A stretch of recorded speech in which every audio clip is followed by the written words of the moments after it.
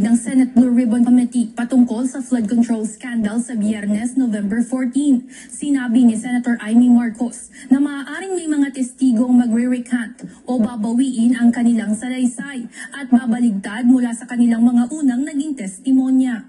Magre-recant ang mga testigo. Panoorin ninyo, sigurado ako dyan. Isa-isa yan na biglang babaliktad dahil premature, tinakot ang pamilya at halos tinutukan ang asawa at anak. Ilang ulit naman tinanong ng media kung ang tinutukoy bang testigo ng senadora ay ang dating security consultant na si Orly Guteza na nag-deliver umano ng mga maleta ng pera sa address ni resigned Ako Bicol Party List Representative Zaldico.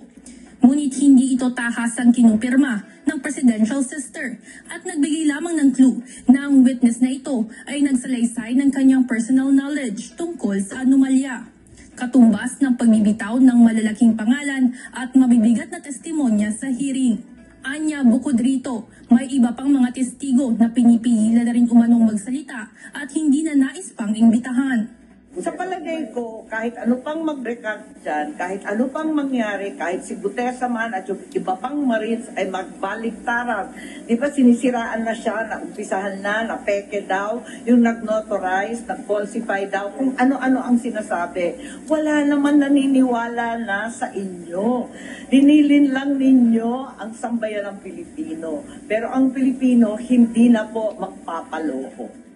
Hindi rin pinangalanan ni Senator Marcos kung sino ang tinutukoy nitong nananakot sa mga testigo, ngunit makakapangyarihang tao umanong takot ring madawit sa katiwalian. Sa kabila nito, alam niya ng buong kapulungan ang totoo at kilala ng mga Pilipino kung sino ang mga sangkot sa anomalya.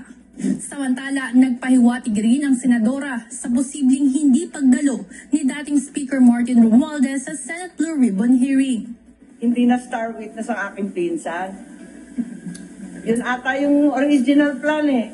Bago ata isip, nahiya din sa sarili. Nagbagong isip, hindi na a-attend ang information niyo.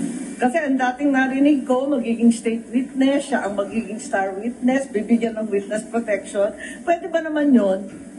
Inuloko na tayo ng lubus-lubusan. Base anya sa kanyang mga nababalitaan, ang 17 congressman na lamang na inimbitahan na rin ni Blue Ribbon Committee Chairperson Ping Lacson ang papalit ng mga testigo dito.